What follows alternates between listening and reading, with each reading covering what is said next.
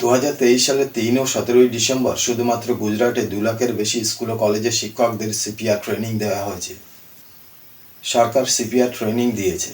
CPR বা cardio pulmonary resuscitation, যা cardiac arrest বা হার্ট অ্যাটাককে প্রতিরোধ করে বা করতে সাহায্য করে। গুটিকতক ন্যাশনাল ইন্টারন্যাশনাল সংবাদ মাধ্যম ছাড়া সবাই চুপ। কারণ যাই হোক, অভিযোগ অত্যন্ত গুরুতর। আসসালামু আলাইকুম and welcome to my channel Rehat talks live.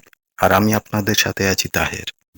আমেরিকার নিউ ইয়র্কের বাসিন্দা উইলিয়াম কোয়েন হোভেন সর্বপ্রথম এই সিপিআর পদ্ধতি আবিষ্কার করেছিলেন।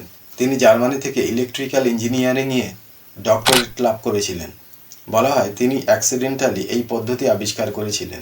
তারপর থেকে সারা বিশ্বে তার এই সিপিআর পদ্ধতি বহুল প্রচলিত। আজও পর্যন্ত এর ব্যবহার হয়ে আসছে। প্রথমে আসে সিপিআর কি। বলা হয় এই প্রসেস একটা মৃতপ্রায় মানুষের প্রাণ ফেরাতে পারে। বাম হাত হার্টের উপরে রেখে বাম হাতের উপর ডান হাতের তালু দিয়ে রিপিটেডলি প্রেসার দিয়ে শরীরের ব্লাড সার্কুলেশন বা ব্রিদিং সচল রাখা বা পুনরুদ্ধার করা হলো এই প্রসেসের কাজ। জলে ডোবা, ইলেকট্রিক শক লাগায় স্ট্রোক হওয়া ইত্যাদি ব্যক্তিদের সিপিআর দেওয়া হয়। কিন্তু তার জন্য টিচারদের ট্রেনিং দেওয়ার প্রয়োজন হলো কেন? আর এই ট্রেনিং কি শুধুমাত্র ভারতে হচ্ছে? না, পৃথিবীর অন্যান্য দেশে, বিশেষ করে এডুকেটেড এবং ডেভেলপড কান্ট্রিগুলোতেও এই সিপিআর ট্রেনিং দেওয়া শুরু হয়েছে। যেমন চায়না, ইউরোপের বিভিন্ন দেশ, আমেরিকা।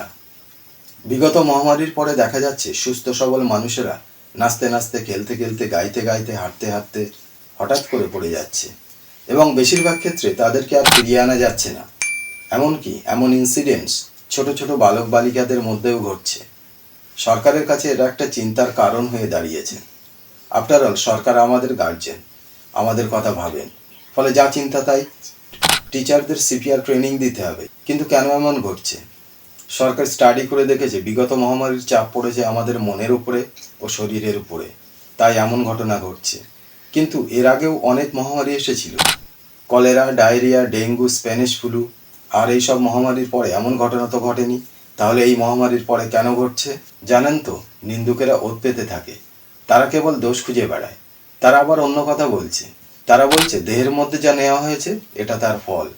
তারা এও বলছে এটা আবার ডেফিনেটলি বাড়বে, তাই সরকার পূর্ব প্রস্তুতি নিচ্ছে। কারণ যাই হোক, প্রস্তুতি যাই হোক, ফলাফল যেন ভয়ঙ্কর না হয়। অ্যাটলিস্ট আমরা এটাই চাই। যাই হোক, আজকের সতর্কতা ভবিষ্যতের ফলাফল দেবে, তাই আমরা সাবধানে থাকি। কেউ যেন আমাদের বোকা বানাতে না পারে বা ঠকাতে না পারে। আমি উদাহরণস্বরূপ কয়েকটি প্রমাণ তুলে ধরেছি, যেগুলো মিডিয়াতেও পাবলিশ হয়েছিল। গুজরাটে গর্ভানুষ্ঠানে 24 ঘন্টায় 10 জনের হঠাৎ মৃত্যু হয়। নয়ডায় 52 বছরের এক ব্যক্তি ব্যাডমিন্টন খেলতে খেলতে পড়ে যায়। ভোপালের এক ব্যক্তি নাচতে নাচতে পড়ে যায়।